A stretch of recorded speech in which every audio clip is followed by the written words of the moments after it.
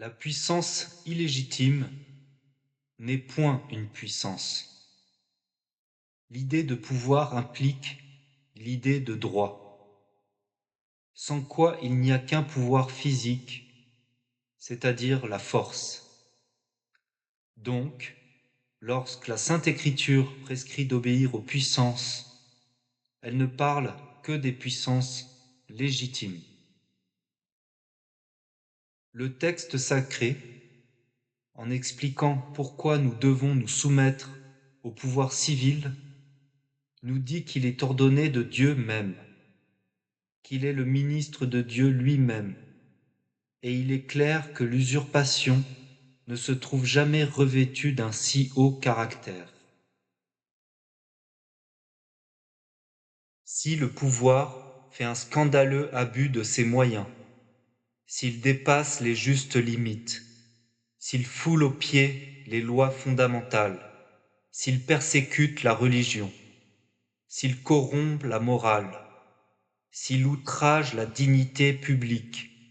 s'il attente l'honneur des citoyens, s'il exige des contributions illégales et disproportionnées, viole le droit de propriété, s'il aliène le patrimoine de la nation, démembre le pays, répandant sur le peuple l'ignominie et la mort, le catholicisme, dans ces cas, prescrit-il aussi l'obéissance? Défend-il de résister? Oblige-t-il les sujets à rester tranquilles, dociles, comme l'agneau entre les griffes de la bête fauve? Dans des circonstances si désastreuses, l'Église catholique laisse-t-elle les peuples sans espérance et les tyrans sans frein? Dans des circonstances si pressantes, ne point résister n'est pas une prescription dogmatique. Jamais l'Église n'a enseigné une pareille doctrine. Non seulement le droit à l'insurrection existe, mais dans certaines circonstances, l'usage de ce droit devient même obligatoire, par le devoir qui incombe à tous les citoyens de contribuer au bien commun, qui peut aller jusqu'à l'obligation de prendre les armes, quand l'exige le salut de la patrie menacée d'une ruine imminente. La nécessité de l'insurrection contre une autorité illégitime ne peut exister dans l'ordre moral sans se traduire par un devoir dans l'ordre matériel. Ce devoir incombe naturellement à la société politique tout entière. L'insurrection étant un fait que ne peuvent réaliser les forces d'un seul individu. Mais tous n'ont pas l'obligation d'y concourir au même degré. Le militaire avant le citoyen, le célibataire ou l'homme dégagé des liens de famille avant l'homme forcé de pourvoir à l'éducation et à la subsistance des siens. Ce devoir n'est jamais plus strict et plus pressant que lorsqu'il s'agit de défendre les autels menacés, les croyances attaquées et battues en brèche, les temples mis au pillage. Ceux qui se disent libéraux professent le droit d'insurrection pour défendre la seule divinité qu'ils adorent, la liberté. Cette liberté liberticide, qui n'est autre chose que la domination tyrannique des méchants sur les bons et de l'athée sur le croyant. La liberté de conscience pour ceux qui n'en ont pas. La liberté de culte pour ceux qui n'en pratiquent aucun. Eh bien nous, à notre tour, nous proclamons comme un droit et comme un devoir l'insurrection pour la défense de notre liberté religieuse, de notre liberté de conscience, de notre liberté d'adorer Dieu comme Dieu veut être adoré, de celle de vivre chrétiennement et de faire le bien.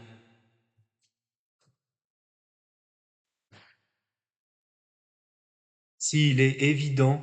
que le gouvernement commande des choses injustes, qu'il est en opposition avec Dieu, pourquoi ne pas briser son épée plutôt que de coopérer au mal, en violant la morale et la justice dont les droits sont bien supérieurs à ceux d'un gouvernement. On ne peut faire sous l'uniforme ce qu'on ne ferait pas sous le costume civil. Les soldats sont tenus à obéir qu'à celui qui commande avec autorité, et personne n'en a pour commander le mal. Les armes du soldat lui ont été confiées par la patrie, qui voit en lui le défenseur du droit et non le soutien de l'injustice. Nous affirmons que le soldat est obligé en conscience d'obéir à son chef toutes les fois qu'il ne sait pas d'une manière certaine ou que ce chef n'est pas son supérieur légitime ou que l'étant il lui commande des choses injustes ou mauvaises. Nous proclamons que les militaires doivent l'obéissance toutes les fois qu'il n'y a pas péché dans ce qu'on ordonne. Le militaire déjà enrôlé pour une guerre peut la présumer juste, quand il n'est pas assuré du contraire, et l'obligation qu'il a contractée d'obéir ne peut se détruire par le doute.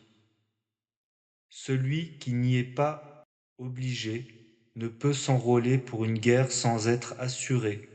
qu'elle est juste. Il doit s'imposer aucune obligation dont il soupçonne l'injustice. Celui qui combat par sa faute dans une guerre injuste est obligé à réparer les dommages qu'il aurait causés. Celui qui est disposé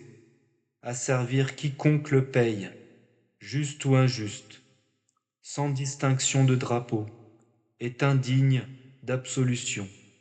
tant qu'il ne change pas de disposition. Est encore indigne d'absolution celui qui, reconnaissant défendre une cause injuste, ne se propose pas de l'abandonner au plus tôt et ne cesse pas immédiatement les hostilités contre les défenseurs de la cause juste. Un soldat peut continuer à servir un gouvernement illégitime ou injuste, mais uniquement en ce qui concerne le bien public, comme la poursuite de la contrebande, la garde des prisons, et non en ce qui pourrait contribuer à le soutenir lui-même. Le serment ne peut jamais être un engagement en faveur de l'injustice, ni obliger au mal.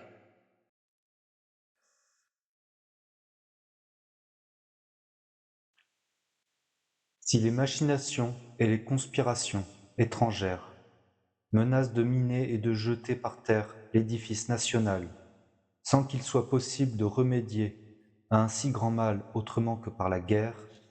si la vénalité, ou si la trahison, la fureur impie, ou la manie antipatriotique de tout bouleverser, si la soif de l'ordre ou la folle ambition du pouvoir, si l'orgueil tyrannique de celui qui commande, ou la révolte de ceux qui devraient obéir, mettent la nation en danger de périr, comme périssent les nations, c'est-à-dire en perdant leur unité ou leur indépendance, si l'on marche à une décomposition assurée, en brisant systématiquement tous les liens sociaux, en gaspillant, pour les employer à fomenter les vices, les sueurs de ceux qui travaillent, en comblant les favoris de fortunes scandaleuses, en augmentant la dette publique d'une façon immorale et aux dépens des générations à venir qu'on appauvrit, en employant les contributions des bons citoyens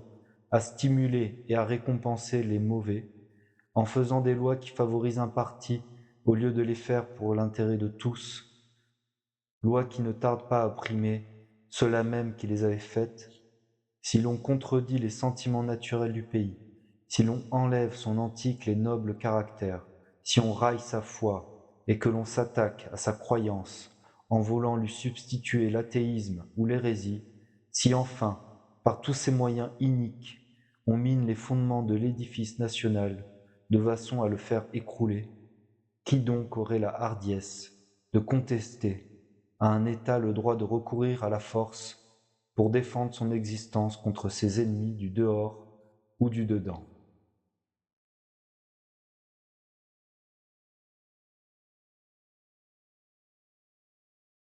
L'idée du roi chrétien, telle que saint Augustin l'a décrite en ces lignes. S'il commande avec dignité, si, au milieu des louanges trop flatteuses qu'on leur adresse, des respects trop serviles qu'on leur porte, ils ne s'enorgueillissent pas, mais se souviennent qu'ils sont hommes,